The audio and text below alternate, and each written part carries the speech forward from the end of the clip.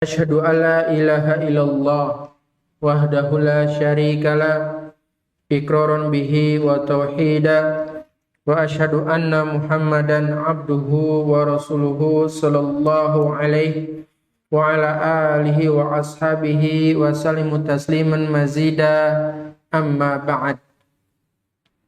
Kita lanjutkan kembali membaca Syarh Sunnah karya Al-Imam Al-Muzani Asy-Syafi'i rahimahullah ta'ala. Beliau mengatakan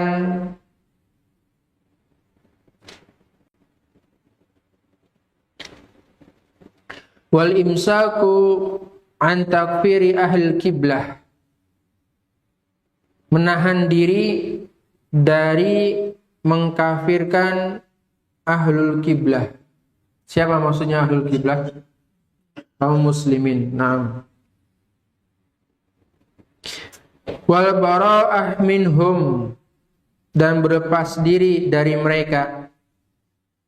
Fima ahdatsu ma lam yabtadi'u dolalan, berlepas diri dari mereka terhadap apa-apa yang diada-adakan. Ya, yang dimana mereka sepanjang mereka tidak melakukan kebid'ahan yang dolal, yang sesat.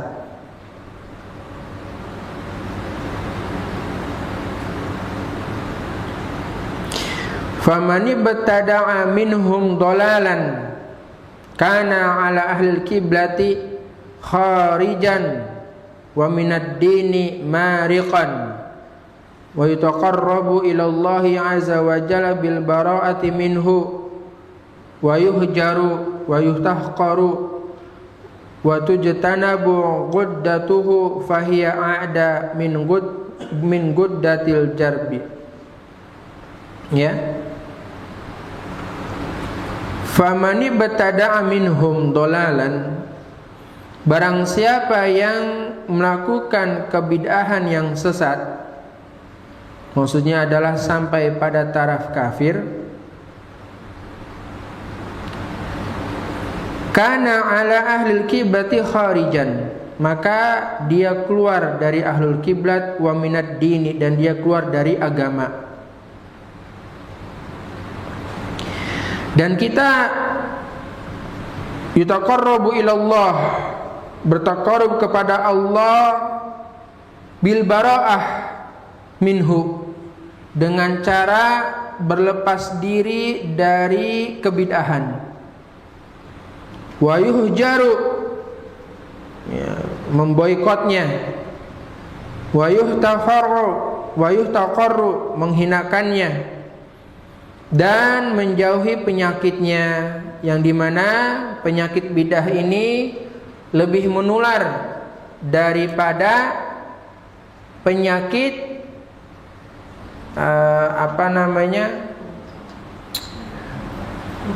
bukan kurap ya, sebenarnya tepatnya itu lepra. Ya, kalau kurap itu kan penyakit kulit ya. Tapi lebih kepada penyakit lepra, dia cepat menyebar dan cepat menular, itu maksudnya, ya. Dan ini adalah bid'ah. Bid'ah itu kategorinya, ya dia seperti penyakit lepra. Jangan mendekati orang yang terkena penyakit lepra, ya kan begitu. Maka jangan mendekati yang namanya bid'ah, karena dia cepat menular, ya. Dalam masalah ini ada beberapa hal yang disampaikan oleh Imam Al-Muzani. Yang pertama berkaitan dengan al-imsak. Apa itu al-imsak? Sebentar lagi kita bakal melakukan imsak. Al-imsak maksudnya adalah menahan diri. Nah, al-imsak itu kan menahan diri. Ya. Dari apa? An takfir ahlul kiblat, dari mengkafirkan kaum muslimin. Dan masalah ini sudah kita bahas berkaitan dengan masalah keimanan, ya. Ahlus Sunnah wal Jamaah meyakini bahwasanya seorang muslim, orang yang beriman, ketika dia melakukan dosa besar, ya, maka keimanan dia lagi apa? Lagi turun. Lagi turun. Adapun dia di akhirat, bagaimana keadaan dia di akhirat? Di bawah kehendaknya Allah. Kalau Allah berkehendak, Allah mengampuninya. Kalau Allah berkehendak, Allah akan mengazabnya. Ini keyakinan ahlu sunnah wal jamaah. Sehingga ahlu sunnah wal jamaah bukanlah orang-orang yang gegabah bermudah-mudahan di dalam memvonis apa? Kafir. Kecuali yang memang jelas-jelas itu adalah suatu kekafiran. Iya, jelas. Ya. Itu yang pertama, tidak boleh gegabah dalam mengkafirkan seorang muslim. Lalu berikutnya berkaitan dengan masalah bid'ah. Maka disebutkan di sini kata Syekh Khalid Al-Juhani hafizallahu taala, wal bid'atu naw'an. Bid'ah itu ada dua. Ada bid'ah yang kategorinya mufasiqah, bid'ah yang membawa kefasikan, dan ada bid'ah yang mukaffirah, bid'ah yang dapat apa? Mengkafirkan pelakunya. Dan inilah yang dimaksud oleh siapa? Imam Al-Muzani. Ya.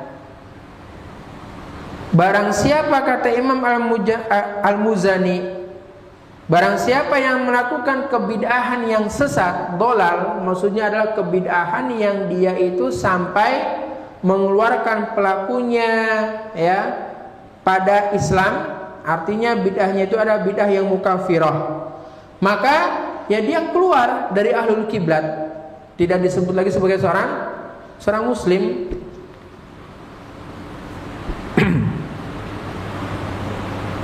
Begitu.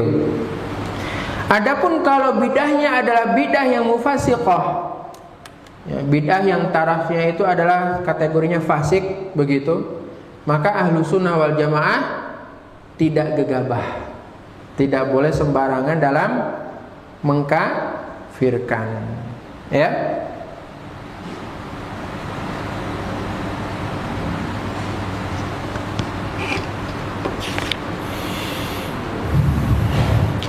Apa contohnya bid'ah mukaffirah? Contoh dari bid'ah mukaffirah, bid'ah mukaffirah berarti apa? Bid'ah yang dapat mengeluarkan seseorang dari Islam. Ini namanya bid'ah mukaffirah. Contohnya adalah menghalalkan yang haram, atau kebalikannya, mengharamkan yang halal. Ini kategorinya adalah bid'ah mukaffirah. Ya, bid'ah mukaffirah. Bid'ah yang mukaffirah ini jelas. Seperti seseorang yang dia, ya, dalam perkara maklum minad-din bid-darurah. Perkara maklum minad-din bid-darurah itu maksudnya adalah suatu perkara yang orang awam maupun orang alimnya itu ngerti, paham semua. Contoh, khomer. Khomer hukumnya apa? Haram. Khomer ini adalah kategorinya sebagai maklum minad-din bid-darurah. Semua orang tahu. Zina hukumnya haram. Semua orang ngerti. Semua orang ngerti. Itu haram. Maka ketika ada yang menghalalkan hal tersebut, menghalalkan zina, ya, dia terang-terangan menghalalkan zina, mengajak orang lain untuk berzina, ya, dan seterusnya, maka ini adalah bid'ah yang mukaffirah, ya.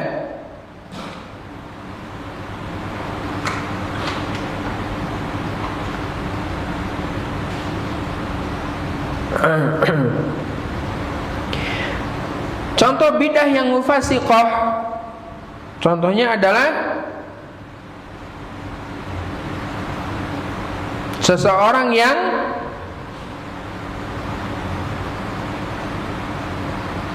mendahulukan khutbah Id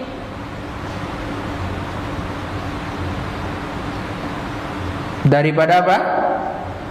Salatnya. Salat Id itu kan khutbahnya di mana? Sebelum atau sesudah salat?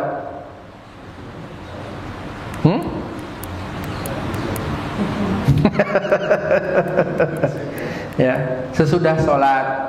Ternyata ada orang yang dia ngedahulukan apanya? Khutbahnya. Ini pernah terjadi. Ini pernah terjadi. Ya. Maka kategorinya ini adalah bidah yang mufasiqah. Kategorinya fasik. Ya, tidak sampai apa? Kafir. Ya, tidak sampai kafir. Sehingga disebutkan di sini fahadhihi minal bid'ah al-mufasiqah allati la tukhriju minad din. Yang bidah ini adalah kategori bidah yang fasik yang tidak mengeluarkan seseorang dari agama.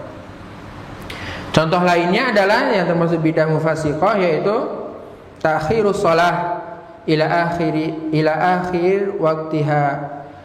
Mengakhirkan salat sampai apa? Akhir waktu salat. Ya.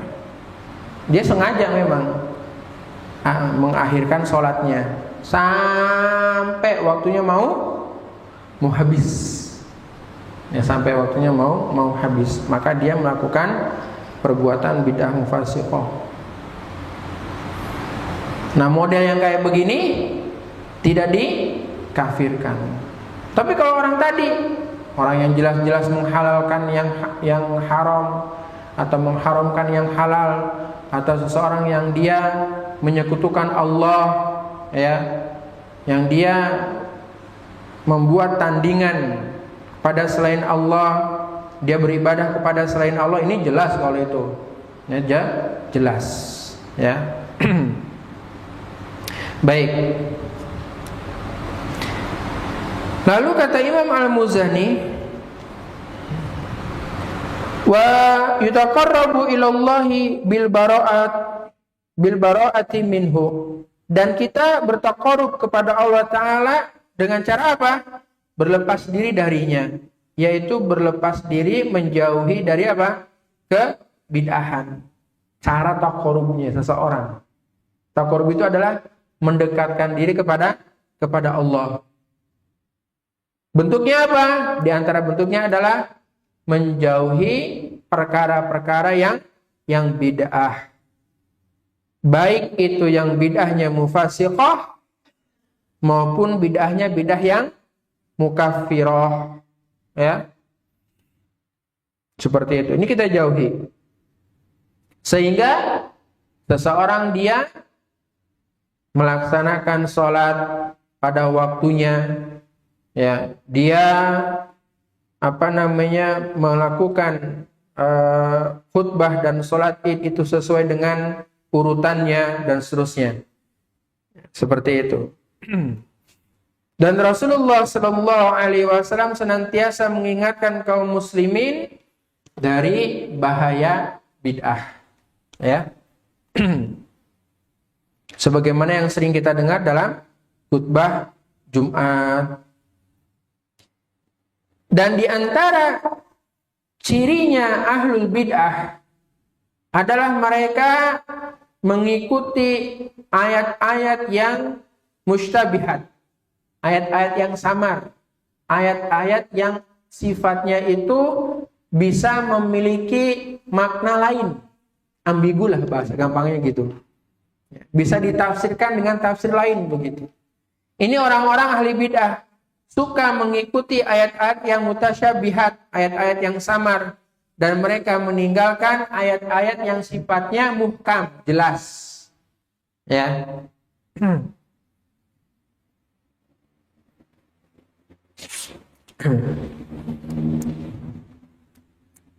Cuma ikhwatal iman yang perlu kita pahami bersama adalah tidak setiap orang yang melakukan perbuatan bid'ah kita sebut sebagai ahlul bid'ah. Ya, dalam rangka apa ini? Biar kita itu hati-hati. Karena kalau memvonis seseorang itu sebagai ahlul bid'ah, oh ini berat vonis ini. Vonis kafir ya berat, vonis bid'ah ya sama gitu. Sehingga kita harus hati-hati, dan tidak semua orang yang sekadar mereka melakukan perbuatan bid'ah langsung dicap sebagai ahlul bid'ah. Ya. Terlebih dia adalah orang awam yang nggak tahu apa-apa. Yang kebanyakan orang awam adalah mereka apa? Sifatnya ikut-ikutan. Di mana pengajiannya banyak, ya disitulah dia datang. Ya, di mana dia mendapatkan makanan, ya disitulah dia berkumpul. Ini pengajian asyik nih, bisa joget-joget, ada musiknya, ya, pakainya gondrong lagi. Wah, Masya Allah, ya. Maka untuk orang-orang modal seperti ini, apa yang harus kita lakukan? Ya kita beritahu mereka, ajarkan mereka sunnah Nabi Shallallahu Alaihi Wasallam. Kita mendoakan mereka dan kita membimbing mereka. Dengan demikian, berlakulah yang namanya dakwah secara apa? Hikmah. Karena kebanyakan orang awam itu nggak ngerti. Kebanyakan orang awam itu tidak ngerti, nggak paham. Ya.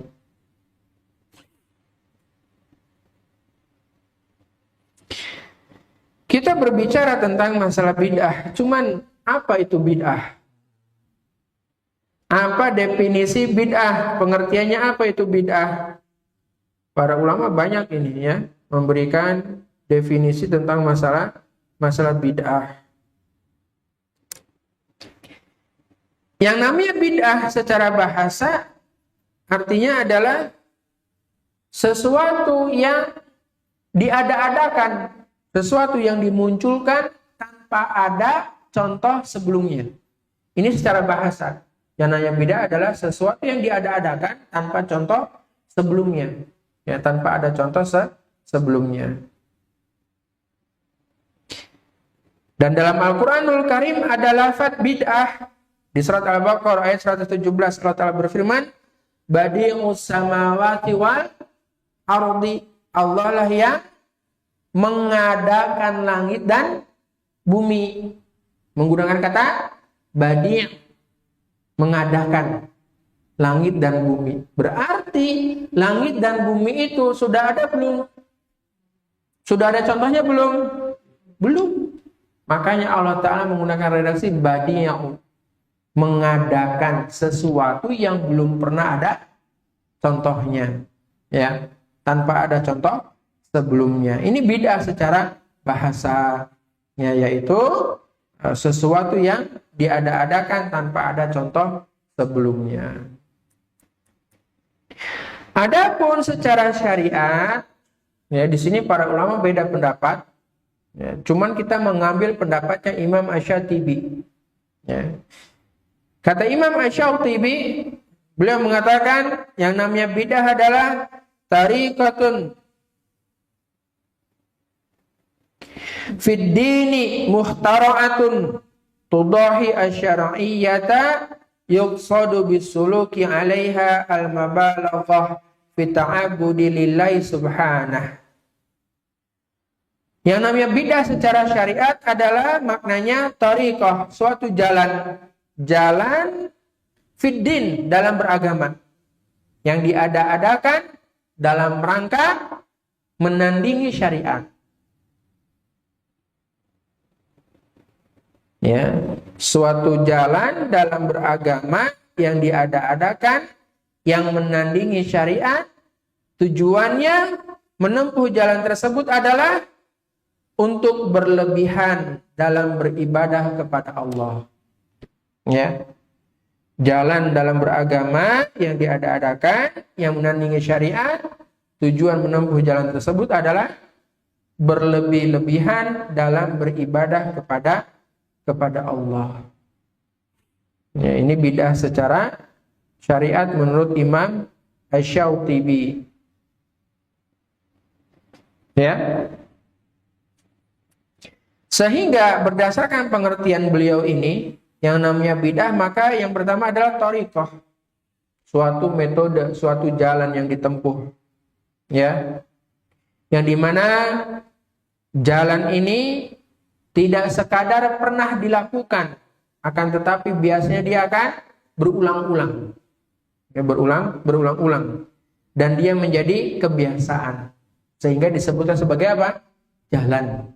Dia berulang menjadi kebiasaan. Fid dini, dalam perkara agama, maka setiap perkara baru yang diada-adakan atau yang diinovasi dalam perkara dunia tidak kategorinya sebagai bid'ah yang kita maksudkan. Ya. Kenapa demikian? Karena Rasulullah bersabda, antum a'lamu bi amri dunyakum. Kalian lebih paham, lebih ngerti terhadap urusan dunia kalian. Inovasi dalam perkara dunia silahkan. Tapi inovasi dalam perkara ibadah, dalam perkara agama, nanti dulu. Ya, sehingga di sini Imam Asy-Syafi'i memberikan memberikan had, memberikan batasan. Tariqatun fid dini. Bukan tariqatun fid dunya. Tapi dalam agama, bukan dunia. Yang thariqah dalam agama ini adalah yang diada-adakan, alias tidak ada dalilnya. Tidak ada dalil yang sahih yang menjadi landasannya, landasan perbuatan tersebut. Kalau toh ada, maka yang menjadi landasannya adalah hadis-hadis atau dalil-dalil yang lemah, maupun hadis-hadis yang palsu, atau ayat-ayat yang ditafsirkan tidak pada tempatnya, seperti itu. Kalau toh ada dalil. Ya. Apa contohnya? Terkadang ada juga di dalilnya sahih, itu kadang ada juga dalilnya sahih. Ya. Disebutkan katanya Bilal bin Rabah melakukan bid'ah. Dia bawa dalil tuh Bilal bin Rabah dia melakukan bid'ah. Bid'ah apa? Salat setelah wudu. Ya, salat setelah wudu. Tuh bid'ahnya Bilal tuh. Maka kalau Bilal saja berbuat bid'ah, kami juga bisa berbuat bid'ah. Dia nggak tahu Bilal melakukan itu telah disetujui oleh Rasulullah Sallallahu Alaihi Wasallam. Makanya yang namanya hadis itu qaulun, kemudian perkataan, kemudian amalan atau apa? Takrir, persetujuan Nabi Sallallahu Alaihi Wasallam. Maka yang dilakukan oleh Bilal bin Rabah tidak terkategorikan sebagai bid'ah dalam agama. Ada gambaran sampai sini? Ya. Oke, kalau Bilal dibantah, sekarang ada lagi nih dalil lain yang membolehkan bid'ah. Yaitu Utsman bin Affan radhiyallahu anhu melakukan azan di zaman beliau, azan sholat Jumat sebanyak 2 kali. Itu bid'ah. Gimana jawaban kita? Ingat siapa Utsman ini? Khulafaur Rasyidin. Ya. Yang dimana Nabi Sallallahu Alaihi Wasallam menyampaikan agar apa? Berpegang teguh pada sunnahnya beliau dan sunnahnya siapa? Khulafaur Rasyidin Al-Mahdiyyin yang mendapatkan petunjuk. Sehingga yang dilakukan oleh Utsman bin Affan, para sahabat tidak yang protes. Tidak ada yang protes. Ya. Baik. Ya.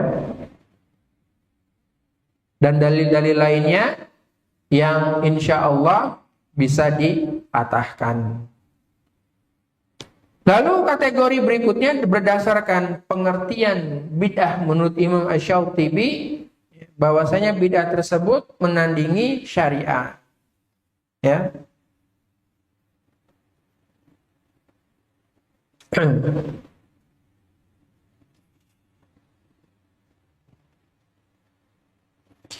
Yang dimana disebutkan Rasulullah SAW bersabda, ma'ahdasa qaumun bid'atan illa rufi'a misluha minas sunnah. Tidaklah suatu kaum melakukan suatu bid'ah kecuali akan apa? Hilang sunnah yang semisal. Ya. Hadisnya sanadnya jayyid, sanadnya bagus, riwayat Imam Ahmad. Ya. Contohnya banyak, di antaranya adalah ketika seseorang misalnya dia selesai sholat fardu.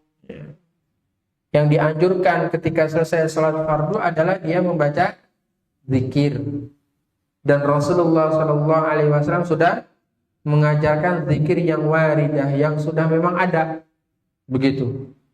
Ternyata dikarenakan dia telah mendapatkan ijazah dari gurunya, ya, yang bersambung dari gurunya ke gurunya ke gurunya, dan ternyata zikir tersebut berbeda dari apa yang diajarkan oleh Nabi Shallallahu Alaihi Wasallam. Dia lebih mengulang-ulang zikir tersebut, mengulang-ulang zikir dari gurunya ketimbang zikir yang diajarkan oleh Rasulullah. Ya. Atau seseorang dia membaca kalimat tahlil la ilaha illallah ya, sebanyak 333 kali, atau seseorang membaca qul huwallahu ahad 1000 sekian, ya, dan seterusnya, yang dimana dia meyakini keutamaan-keutamaannya dan dia tersibukkan dengan amalan tersebut. Terkadang ada orang yang dia itu sholatnya pendek tapi zikirnya panjang, Insya Allah. Ya, seperti itu.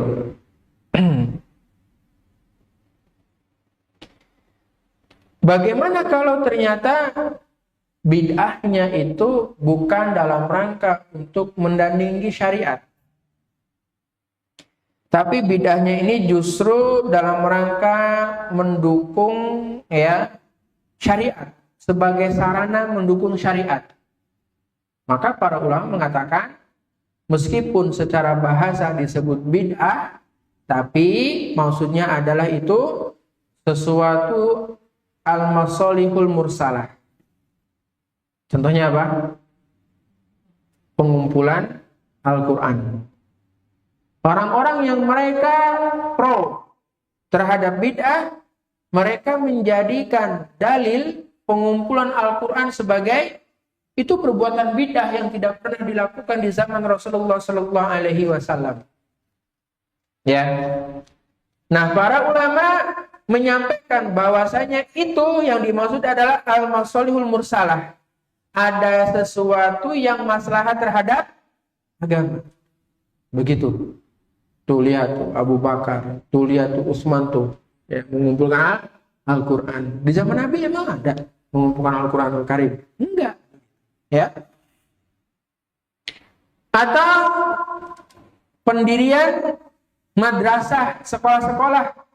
Ya, di zaman Nabi SAW memang nggak ada sekolah tingkat SD, SMP, SMA, nggak ada di zaman Nabi Sallallahu Alaihi Wasallam. Ini nggak ada. Itu bid'ah memang betul, tapi maksudnya adalah secara bahasa, dan itu adalah masolihul mursalah. Ya, maksudnya al-masolihul mursalah adalah sesuatu maslahat yang bisa mendatangkan maslahat untuk agama. Begitu pula dengan penyusunan ilmu nahwu. Di zamannya siapa penyusunan ilmu nahwu? Ada yang lupa? Ya, zamannya sahabat Ali bin Abi Thalib radhiyallahu anhu, di mana Ali bin Abi Thalib mengutus Abul Aswad Ad-Du'ali, minta sama Abu Aswad Ad-Du'ali, ya, bukan Abul Aswad Al-Bayati, bukan. Kalau itu ustaz kita.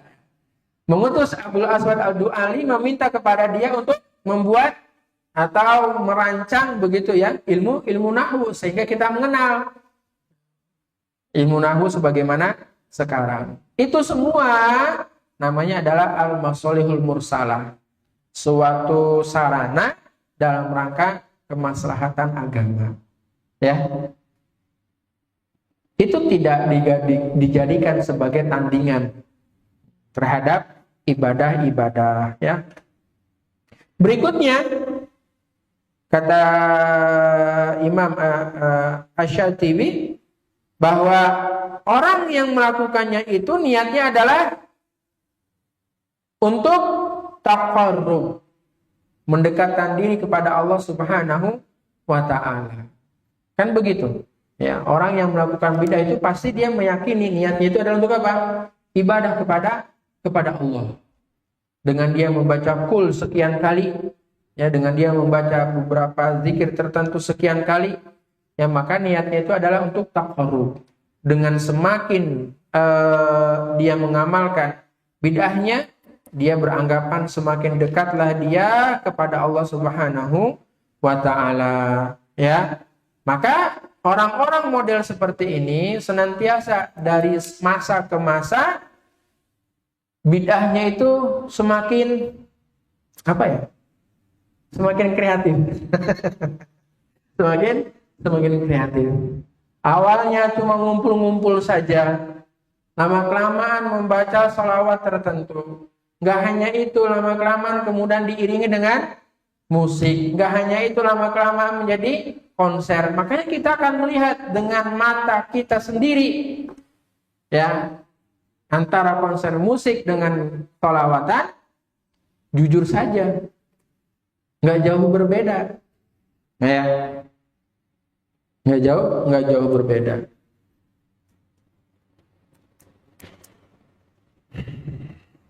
Semoga Allah Subhanahu wa taala memberikan hidayah kepada kita dan kepada kaum muslimin. Dan semoga Allah Subhanahu wa taala memberikan kepada kita dan juga kepada kaum muslimin petunjuk untuk senantiasa menjalankan, mensyiarkan dan mendakwahkan sunnah nabinya sallallahu alaihi wasallam, dan kita senantiasa berdoa pada Allah Subhanahu wa taala agar Allah mengangkat sunnah dan juga mematikan bid'ah. Ya. Kalaulah bukan kaum muslimin yang melaksanakan, mengamalkan, mengajarkan dan mendakwahkan sunnah itu sendiri, lantas siapa? Ya. Oleh karena itu ikhwatal iman rahimani wa rahimakumullahu jami'an, tidaklah suatu bid'ah itu tersebar kecuali di mana? Di kalangan orang-orang yang bodoh. Ya. Di kalangan orang-orang yang mereka jauh dari ilmu, maka bidah ini menjamur, gampang diblidui, gampang dibodohi, ya. Dan maka jadilah orang-orang yang pandai, jadilah orang-orang yang pintar, ya, jangan mau dibodohi. Dan dalam rangka agar menjadi orang yang pintar, bagaimana caranya? Yang menuntut ilmu. Oleh karena itu tadi disebutkan di sesi pertama, kita niatan menuntut ilmu adalah untuk apa? Menghilangkan kebodohan pada diri kita dan juga pada orang lain. Ya wallahu a'lam bishawab. Wassallallahu ala nabiyina Muhammad walhamdulillahirabbil alamin. Subhanakallahumma wa bihamdika asyhadu an la ilaha illa anta astaghfiruka wa atubu ilaik.